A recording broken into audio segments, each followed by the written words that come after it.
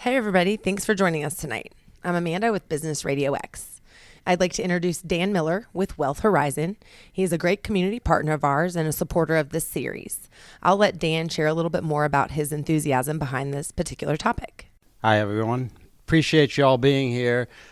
This is something that we are passionate about. We, Dree and myself, were, as most everyone was, dismayed with many of the recent events that have occurred. And thinking about it, we were trying to figure out how we could have impact. And the best way that we could think of was to create a dialogue. You know, people amongst people can understand each other. And when you look at people as from a distance and you see them as different from yourself, then that's where some of the issues start. What I said to Amanda and Jessica earlier was that's why I'm optimistic is when I look at your generation, and that's why we're so excited to be able to support and sponsor your group, is I find that you all don't look at people and see race. You don't see color. You don't see differences. You don't see disabilities.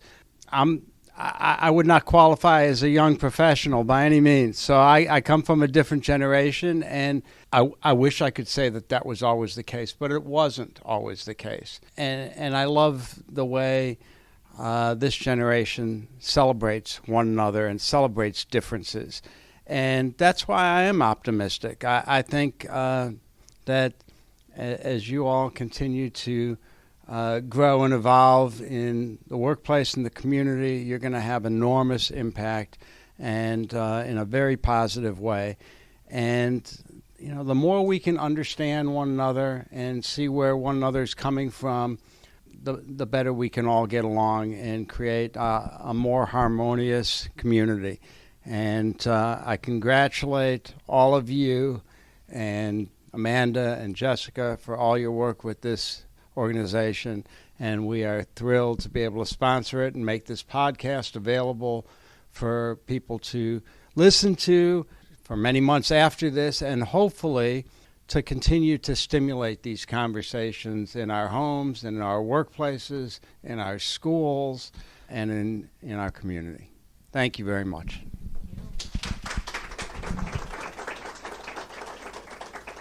Good evening, everyone. I'm so happy to be here tonight with you guys. My name is Janelle King, and I serve on the board for GYP. And tonight I'll be leading you through an experiential opening exercise.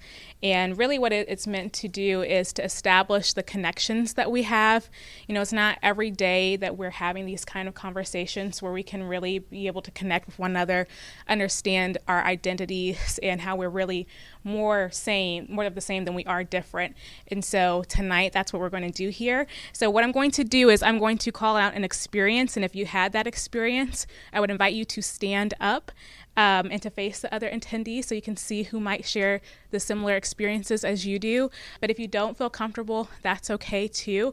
Just sit quietly and reflect and ask yourself why those feelings might be rising to the surface for deeper reflection. We want this experience to be, and just this event entirely to be something that's safe, where people feel comfortable and respected.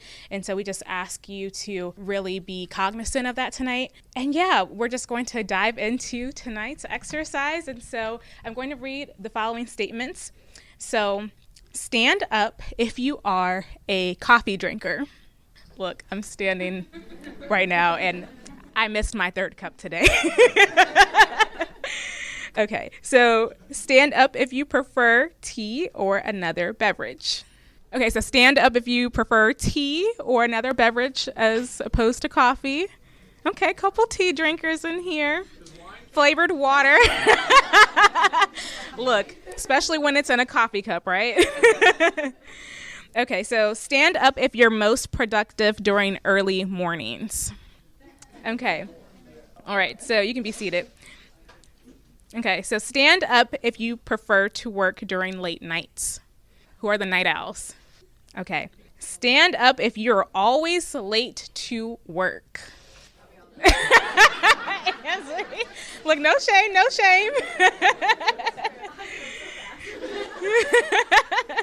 Okay, so stand up if you're always on time or even early.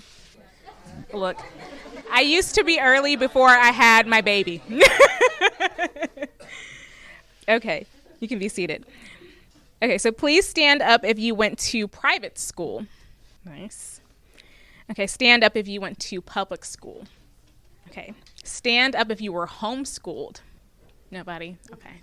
So stand up if you identify as Christian. Okay. Stand up if you identify as Muslim. Stand up if you identify as Jewish. Nice. Stand up if you identify with a religion that was not stated and you wish to state. Stand up if you know someone who identifies as LGBTQ. Okay, stand up if you are someone who identifies as LGBTQ. Okay, stand up if English is your first language. Okay, stand up if English is not your first language. Okay, stand up if you are bilingual or multilingual.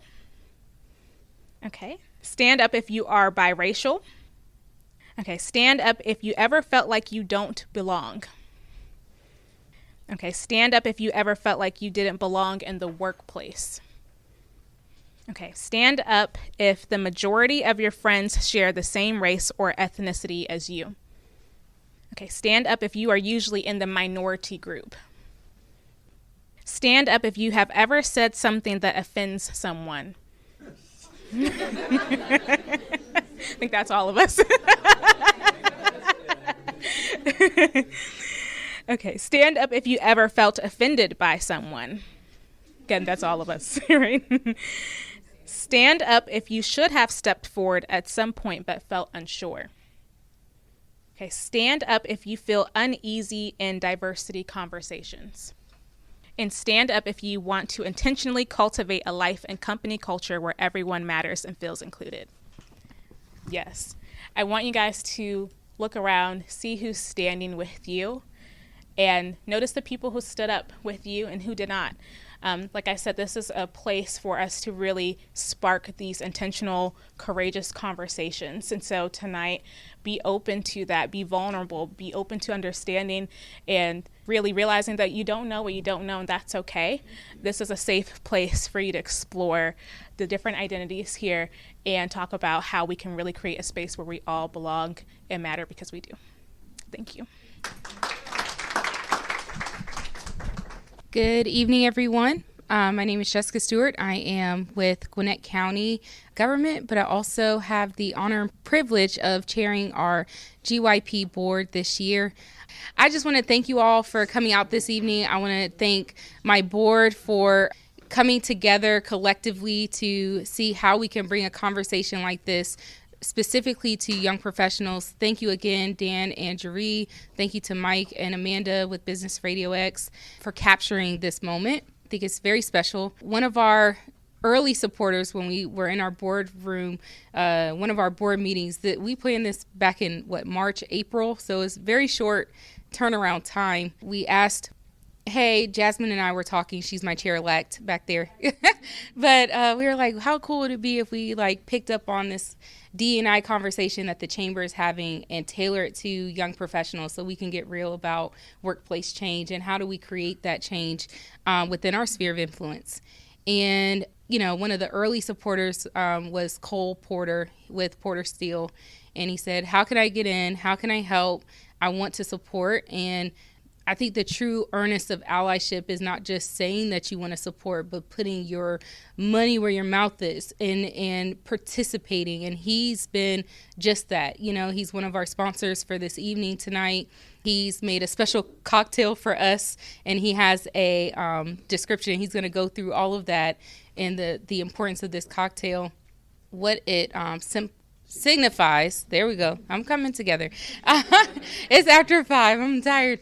But what it signifies, and I'm going to let him share that because it's just a beautiful statement to why we're all here. But I just want to thank all of you all for showing up. That's 90% of the battle half the time. It's just getting people to show up and be courageous enough to start the conversation. And without further ado, I'm going to ask Cole to to join us up front, and we'll get some people to help pass out the rest of the drinks as he's as he shares. Well, thanks, guys. So as we were mentioning, when we were first discussing, what we were doing, we wanted to create an illustration for diversity and the importance of what it looks like for us to be separate but also together one thing. And so we also have a non-alcoholic option. I kind of ran out of time, but we can get you this with just lemonade afterwards. So anyways, but it does have vodka in it, so be careful. But I will say this, if you look at the plates that are at the end of your tables, and you can pass those down, but basically I kind of want you to visualize what it looks like to have separate ingredients on a plate. Everybody's made a recipe before. Everybody's created something in your life. If it hasn't been food, maybe you've worked on a project with nails and wood and metal, but on the plate, you'll see all the different ingredients that are actually in your drink. And all of those things, they're all good things. Like they all have a purpose. They all have unique qualities about them. And they might look different. They might look a little similar. There are similar qualities and there are different qualities. There are 2 different fruits on the plate. There are 3 different liquids on the plate. There's 3 different things that grow on plants. There are things that were processed. So there's all different things on your plate that have similarities and differences, and you can enjoy and feel free to, whoever wants to take the shot. But on your plate, you have blueberries, you have mint leaves, you have a lemon wedge, you have vodka, you have some strawberry puree, and you have some lemonade. And those are all the things that are making up the drink that you're getting passed out for you to experience. And my point to you is that regardless of what our goal is, regardless of the place that we're going, blueberries blueberries have a purpose by themselves, and that's okay. Blueberries should be happy to be blueberries and to be great in blueberry pie and blueberry muffins and blueberry cobbler, right? And you might combine. There might be some instances where it's appropriate just to have blueberries and lemons, right? And that is the best situation for those things. And you can make any combination of things with these ingredients. But my point to you is that every one of those things is good and has good qualities that we should desire for certain situations. But all together, there is a potential to create a really wonderful experience, and I honestly haven't tried it yet, so I hope it's wonderful.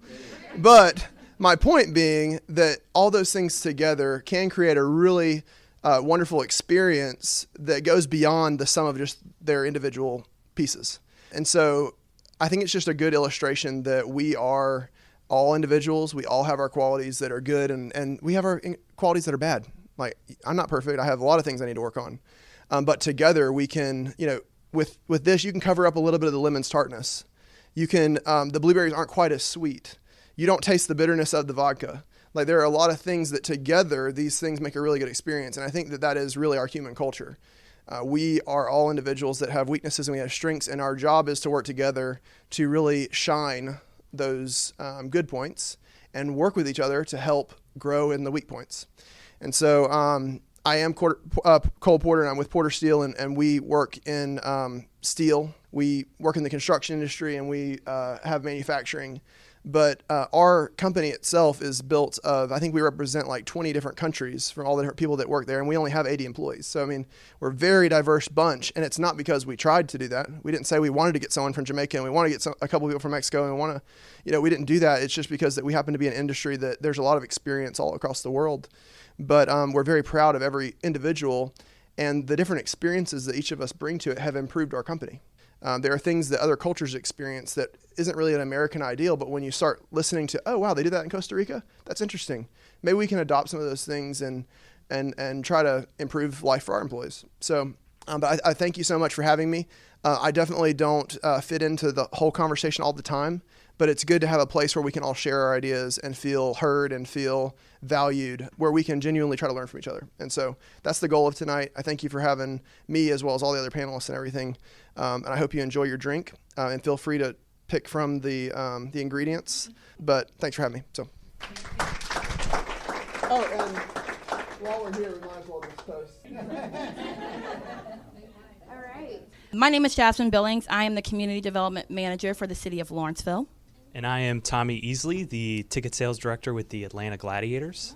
And we're excited to have you all here. And this is where we get into the real meat of the conversation, which I'm super excited about. We have really great panelists that have agreed to discuss diverse experiences in the workplace. And so I'm just going to call them up and have them introduce themselves once they all get up here, and we'll go from there. So Nuri Castro, Cameron Phillips, Cam the man, Janelle King, and Cole Porter. Cole, these drinks are amazing. So thank you so much for that. So we'll go ahead and get started with our first question. This is going to be geared towards Janelle, but we do open, after the questions answered, we do open this for you guys to all answer as well. Janelle, how does your workplace approach inclusion, and what would you like to see your company do better to approach DE&I? Yeah, sure. So my name is Janelle Kane again. I have a company called Excel Leadership where we work with different organizations to help them to create purposeful, meaningful, company-driven cultures or cultures. And with the whole inclusion piece, the thing that we have really focused on has been creating psychological safety and create an environment where people can feel like they're included and they can bring their whole selves to work. I think that's important with the different intersectional identities that we all have that might prevent us from feeling like we're welcomed, feeling like we can really express ourselves.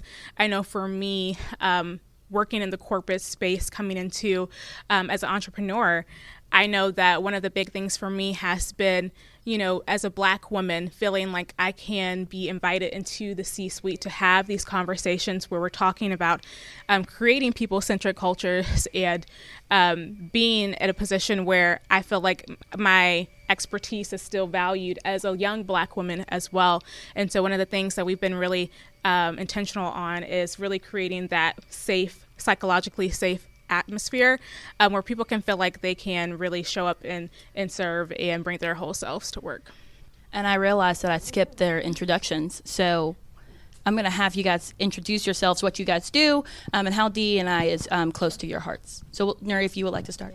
Hey everybody, I'm Nuri Castro. I use she, ella pronouns. I am the new community engagement manager for Gwinnett County, and we're answering why DE&I. Yeah. Okay. So I do identify as a first generation American, first generation Latina woman. So all of those things just make diversity naturally important to me. I'm also a doctoral student at the University of Dayton in Ohio, and so a lot of my research centers diversity, equity, inclusion, and belonging. So naturally, my scholarship, my work, and just who I am just centers diversity.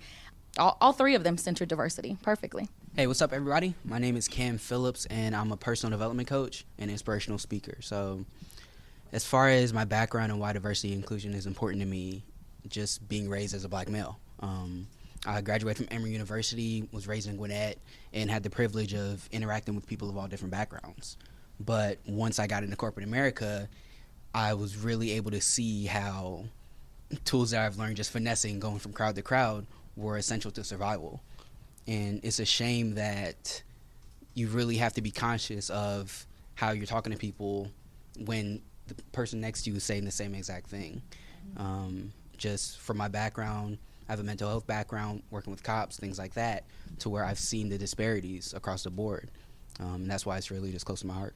Yeah, for me, similar to you, Cam, I think for me, growing up in a predominantly white high school, a lot of that was learning how to code switch. And so for me, I went to Howard University for my undergrad, just so that I could feel like I could have that experience where I could just learn more about my culture as well. Black history was something that was lightly touched on in the school systems that I grew up in. And to be honest, I didn't really understand much of it until I went to Howard University and became more aware of the disparities that we faced and understand that racism really does still exist, and for me, it's important that as I do my work in creating these people-centric cultures, and now most recently, I just had a son back in October 2020 in the midst of the pandemic, with all the things that were going on with like George Floyd and things like that. It's been really important to me to be able to contribute in a meaningful way and to create a environment where he can feel like he can grow up and safe and be seen and valued as well. I'm Cole Porter, as I mentioned earlier, but I'm the vice president of Porter Steel, and we are a steel fabrication and erection company in Lilburn. My dad started the company in 1983, and he started with a pickup truck and a welder, and just grew it from nothing to, at one time, over 100 employees, and I'm running the operations now. Very thankful for that. It's a very diverse company with a lot of people from a lot of different backgrounds. And really my passion for diversity in itself really stems from, I have a little bit different take on it, but it really stems from a place of I want people to love each other and to be heard and to be included, because I think that's the most important, both with my faith and also just human decency, So I went to the university. I went to a pretty mixed high school. It was South Gwinnett back in I graduated in 2006. Very different demographic over the 4 years I was there. Very rapid changing, and I actually served on the advisory board there, where I believe, when I was there, it was when I graduated, I think it was 40% white, and I think now it's 7% white.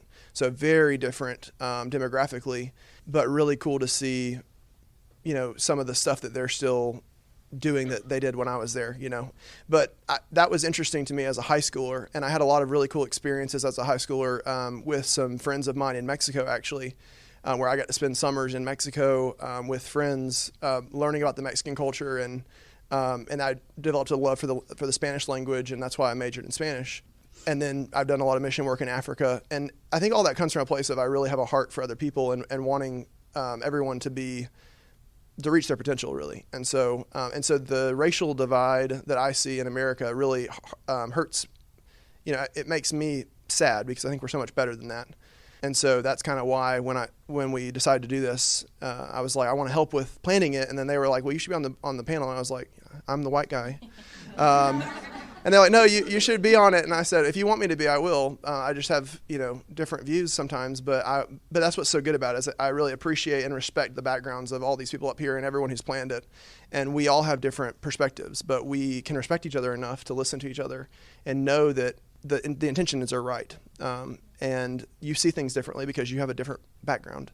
But we really do want what's best for everybody, I think. So that's what's cool about it. Awesome. Thank you, guys. The first question was directed to Janelle, so I wanted to open it up to the panel if they had any further thoughts about how their workplace is approaching inclusion, or what are some different strategies they'd like to see their organization implement going forward. So I've been in my community engagement role for 6 days. So my experience is very limited. I should have started with that. But in the week and a half that I've been with Gwinnett County, what has been very meaningful for me has been the amount of representation that I've seen. So as I'm sure you all know, Gwinnett County is so diverse, but seeing the county be as diverse as it is and see representation of women of color, see representation of Black women, our chairwoman being a Black woman and the first Black woman, has been so important to me. Since I started last Monday, I have spoke Spanish to, I think, well over 5 employees. And I've never been able to do that in any workplace, either because folks didn't maybe feel comfortable disclosing that they spoke Spanish, or, again, back to that code switching, right? We don't want to speak Spanish in the workplace if it doesn't feel safe.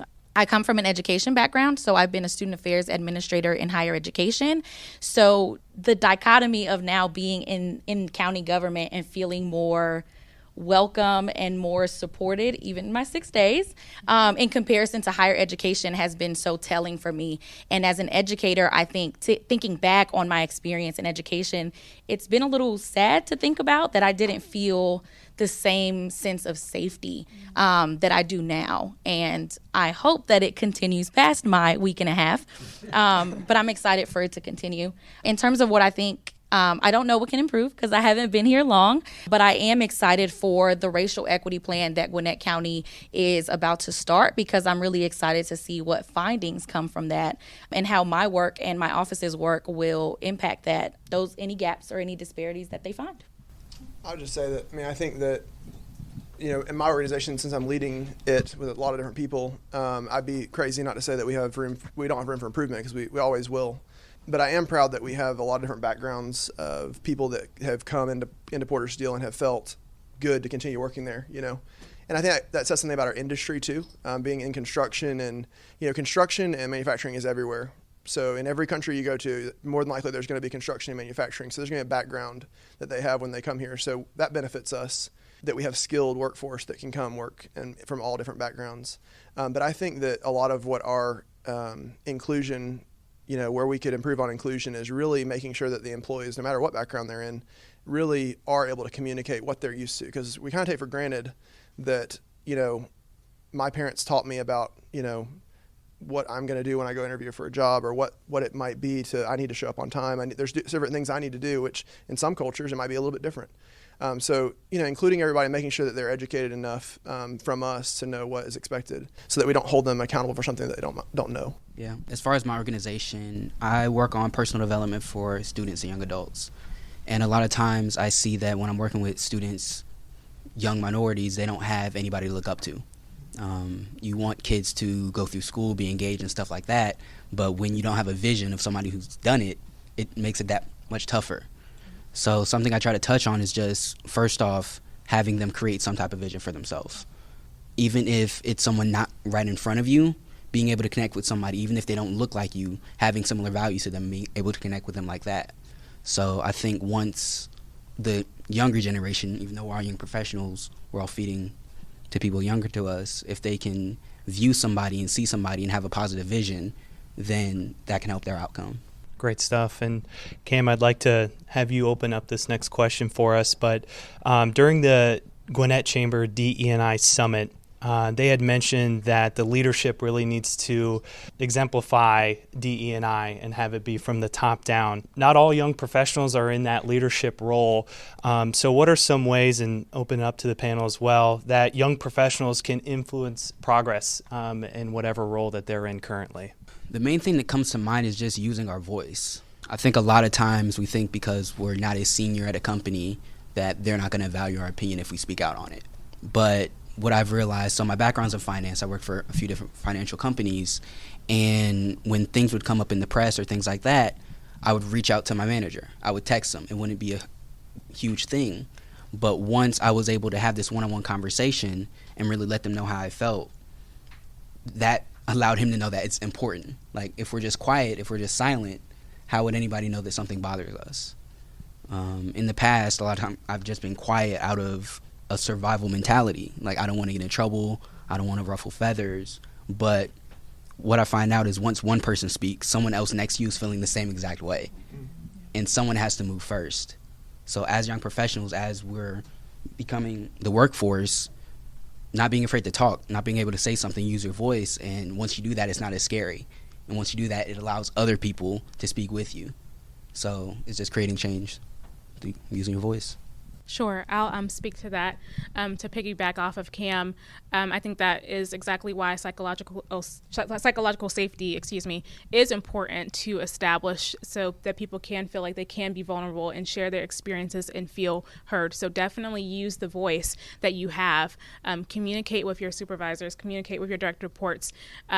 Partner with HR as well. I think that we forget that we have employee resource groups where we can really dive deeper into topics such as these. And if there's not one at your company, ask how you can start one. And don't be afraid to participate in employee resource groups that may not be one that you identify with. Join other ones, learn more about the different identities that are present within your companies. Go to lunch with someone who is different from you and just start to lay the groundwork for that conversation. You don't have to know everything. I think sometimes we feel a little hesitant to reach out or to spark conversation because of fear of judgment. But just as you were saying, Cole, as if you know the intentions are pure, you can show up and at least be able to spark that initial conversation. It's really important. The economy ebbs and flows with it, whether it's more of an employer's market or an employee's market. But I think it's really important that you find an organization. Ultimately, I know it might take time sometimes, but you need to work in an organization where you do feel valued. Because if you're valued in your position, regardless of your background or race or anything like that, if you find a place that truly values you, you will have more confidence to be able to speak your mind and share when it's important. I know sometimes, when we go through recessions, you're just hanging on to your job, right? But right now, especially, it's an employee's market. And you should find an organization that appreciates you and values you. And that's in any aspect of whether it's your skill, your background, your experiences, whatever. And employers like me should make sure that we are a place that people want to work and that we value people. And that's part of employee culture. And so, but I was going to say to the initial question, anytime you see anyone that's successful that is a leader of any kind of organization, there was some level of courage and putting their neck out that helped them achieve that. Some people had an easier path and didn't have to do as much of that, and some people had to do a ton of that to get where they're at. But regardless, I believe that all leaders and admirable people have had to do that. And so there is going to be a little bit of risk on your end to say, I stand by my principles.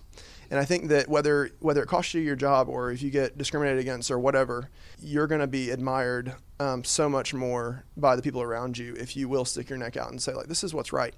Now, we have to do it in a fair way, and we can't make false assumptions, and we need to make sure that we're very fair and just in what we're seeking. But I think that if we have the confidence and the bravery and the courage to really step out, that I think it gains you a lot of respect that is really worth the risk. So. Yeah, I would just add, and I think this is a common theme in what you all said, is build community and building those allyships. I think a lot of times I think that courage can come from that community. And I think building those coalitions and realizing shared experiences is so important, right? So I can't speak to what a Black woman goes through in the workplace, in any workplace, because I'm not a Black woman. But if I build that community with a Black woman and we build that space to support each other, to really talk about what we're going through, I think that'll build the courage so that if I were to speak up, chances are, she may feel the courage to speak up or vice versa. And I think a real courageous conversation could come from that. So it doesn't feel it'll still maybe feel risky to have the conversation, especially if your workplace is not something that welcomes that. But I think having that community would really help those courageous conversations just kind of start and develop. Thank you all for those incredible pointers. I receive that as your voice is your power, and I encourage you all to just place value in that. Cole, I wanted to direct this question to you, and I open this up for the panel as well. What are some stigmas surrounding diversity, equity, and inclusion that you've seen thus far in your career? So it's a big question for me because I believe that one of my greatest gifts and skills that I think we all share is critical thinking. Mm-hmm. And I think that it's something that we really, in some of the language that goes on, especially in media and just talking points on both sides of the political spectrum, it really tries to take advantage of us not critical thinking. And I think that, so beyond critical thinking, I think that words have power, they have meaning, and that when you say a word to me, I assess its meaning and I hold that true. And then I also believe that associations are very powerful. And so when a discussion gets hyper political, the people that are not on the side of that policy or that politics are going to push themselves away from that. And so I think it's very careful. If we want to have honest discussion, that we have to decide if we want to win or we have to decide if we want to pull people together. Because if we want to, every time I've competed in sports, I'm the most competitive person, and it drives me insane to have a game night. I'll just yell at my wife, But when I want to win, I want to destroy you, and I want to walk off the field and say you lost and I won, right? That's what winning is, right? But if I want to bring people together, that's not the attitude I have. It's completely different. It's a different experience. And so conversations like this, when they get picked up and they get turned political, it doesn't help the situation. And here's why: because I'm a conservative. I call myself a libertarian conservative. I don't fully align with the Republican Party, but I vote Republican most of the time. And the reason that is because my values are most aligned with some of those things. Well, that doesn't mean that I don't value racial equity or racial inclusion and equality, I should say. So when the whole thing with Black Lives Matter last summer happened, how could I not be a Christian and a good person and not believe that Black Lives Matter? But however, the Black Lives Matter organization, because of some of the things that they stand for, I did not agree with. And so when my friends would talk about that, I would say Black lives do matter. Black lives do matter. And I would always say that because I believe Black lives do matter. And however, I would not say Black Lives Matter because I believe it associates myself with that organization. And so in the same sense, diversity, equity, inclusion has become a very political thing. And so the words, just like with Black Lives Matter, those words, who doesn't agree with that? There might be some people that don't, but all decent people believe that. And so with diversity, equity, and inclusion, I believe wholeheartedly that diversity is good. I believe inclusion is essential. I don't agree with equity in the sense of the racial discussion. I believe in equality. So when you start talking about diversity, equity, and inclusion and associate that all together and say, hey, we're going to do a program around that, that will cause a lot of white people and a lot of conservative people, which is 50% of the country, to say, hey, I don't want to be in that conversation. But I told the group, I said, I want to be in this conversation because I want you to know that, like, I care, you know. But we have to keep that in mind when we're talking about things. And so the stigmas are that for a lot of white people and a lot of conservative people. Diversity is hugely important, but I don't think we should go after diversity for the sake of diversity. Any good business leader should have a diverse team around him. But it might be diverse ways of thinking, diverse personalities, diverse experiences, and maybe some of those experiences are tied to their race or their upbringing. But a lot of times they aren't. My leadership team, I have a few minorities on my leadership team, but I did not hire them because they're a minority. I hired them because they're the best person for the job, and I will always do that. And I want to apologize for that. But I think it's good that we live in an area that Gwinnett County is very diverse, and we should take advantage of that. There are some areas of the state that are not diverse because it's either all one race or all not the other, and those people can't necessarily help that. So inclusion is a passion of mine because I think that we should include everybody, and when there are people at the table, like, they should be able to speak, and we should be able to listen to them. I don't care what table it's at. And so those two things are very important to me, and the racial harmony and the racial inclusion. Janelle should never feel threatened by me. And if she does, I should work on it and figure out why, you know. With her being a black woman and her having a black son, like, that's important to me that when she birthed her son and said, oh, wow, I have a son, like, if there was any part of her mind that was like, crap, like, what do I have to, this conversation I'm gonna have to have one day, like, I should be able to be a part of working on that. And so I don't know the experience of you. I don't know the experience of Cam or Nuri. But I want to learn about it, and I think that we should all be willing to do that. As far as stigmas for diversity, equity, and inclusion, the thing that came to mind, it's nothing's going to change. I know a lot of times in different organizations, they come out with different initiatives, and everybody just kind of sighs like, all right, another initiative, this means nothing, right? But what I'm learning is, and kind of to address some of the stuff Cole said, a lot of the people in leadership positions, they have good intentions, but nobody has just really articulated what needs to change, articulated how they feel. People are always stepping on eggshells, so unless you address the root of the issue, it's not going to be solved. And something that I kind of tell people is sometimes you have to change your delivery, but not the content. So how we're approaching these conversations, how we're approaching these things, knowing that, I still want diversity, equity, inclusion, and equity being important to me, and knowing that Cole doesn't put the same weight on that because of his background, but being able to articulate to him why it's important, being able to bring a different perspective. So as that evolves, maybe there will be changes. There will be changes as you're able to transform your mind, as you're able to shift your perspective, and just knowing, all right, we've been fighting this fight for I don't know how long, right? Like, it's tiring, but there has been progress, and in order to kind of push the envelope, you have to do what you haven't done, right? So you have to approach it a different way. So when different initiatives come up, I have to check myself on, all right, I'm not going to go to this meeting. I'm not going to join this club. I'm not going to come to this event because I can talk all day, but when I walk out here, I'm still a black man. But knowing that repetition, knowing that delivering the message a different way, it can hit a trigger at some point. Two of the stigmas I immediately thought about, and you all kind of triggered this thinking, was people getting defensive in thinking that these are individual problems, right? So a lot of times when we talk about diversity, equity, and inclusion, we're not talking about an individual. We're not talking about this one person. A lot of times it's systemic, and a lot of these issues are just rooted in systemic issues, systemic oppression, or systemic disparities. And so I think one of those stigmas, it comes with that defensiveness, people getting so defensive and thinking that if I'm bringing up these topics, if I'm bringing up these conversations, it's a personal attack, right? And it's not. And I think as soon as that happens, and as soon as that stigma, all that weight is put on that stigma, then it's hard to get anywhere. It's hard to be productive, and it's hard to have that conversation. And the other stigma I think about in workplaces that I've been in the past is people thinking that diversity is not their job, or equity or inclusion, right? Oh, that's the Title IX office. That's the diversity office. That's the chief diversity person, right? But I really do believe that it's all of our jobs to have these conversations, because we all have different positionalities in this work, right? So when I started my diversity, equity, and inclusion work, I was like, there's no way I have privilege. I'm from the South. I'm first generation. I'm queer. Like, I have all of these identities, right, that put me in these minoritized groups.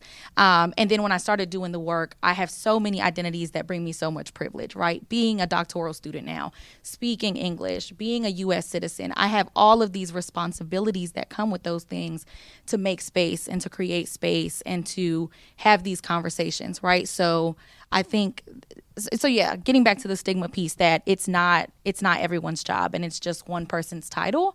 But I think it's all of our responsibility to really have these conversations and create spaces that are equitable and inclusive.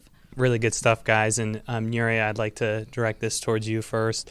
It's a two-part question. And, have you ever experienced a situation where you witnessed a colleague or maybe even yourself who was, being culturally insensitive? And if you could talk about that situation, and then, what are some ways that, young professionals here could walk away and approach that situation to make it better, make it more inclusive? So an example that immediately came to mind was, in one of my previous roles, I had a trans student, and in class, the trans student was always, by the professor, always being addressed by their dead name.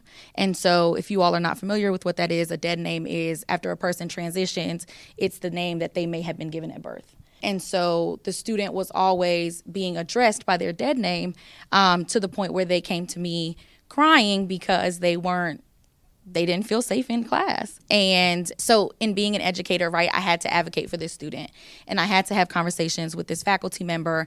I then had to escalate some of these conversations to the dean, because there was a lot of resistance when not all that needed to change, but the most important thing that needed to change was how the student was being addressed.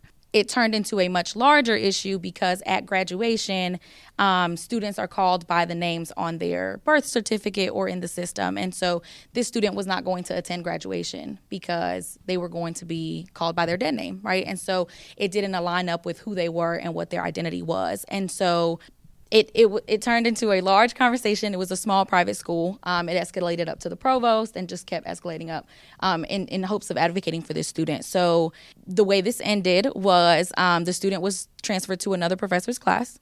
And then we had a much larger conversation about looking for ways to incorporate a new system or incorporate a way to include people's names that they identified as, and to use those names at graduation and at commencement. So unfortunately, their paper and their diploma would still say the name that was in the system, because we couldn't change that. But the name that would be announced at graduation would be the name that they identified with, right? So that was some change. And after continuing these conversations, I then became the staff member that facilitated safe zone trainings for all faculty and staff. So unfortunately, it did become one of those things that I started the conversation, I started the advocacy, so I got the extra workload. But I didn't mind it, right? Because it was advocating for my students. And in that case, I don't know how many other students I was advocating for indirectly that may not have known me, may not have talked to me, or may not have disclosed these situations. And so I guess my message to young professionals would be just that. I think it gets to Cam's earlier point of having these conversations, of not being afraid, of advocating. And for me, even though sometimes I might get nervous, I might get scared, I might not want to have these conversations, I just think about those younger folks. And I think about those younger students who may not have stepped into their voice yet and may not have stepped into their power, and can't necessarily advocate for themselves. And if I'm not doing it, I can't sit around and cross my fingers for someone else to advocate for them, especially when it comes to something about safety and inclusion in a way that affects them, that affects their safety and just their mental health and everything else. Thank you for that, and thank you for sharing.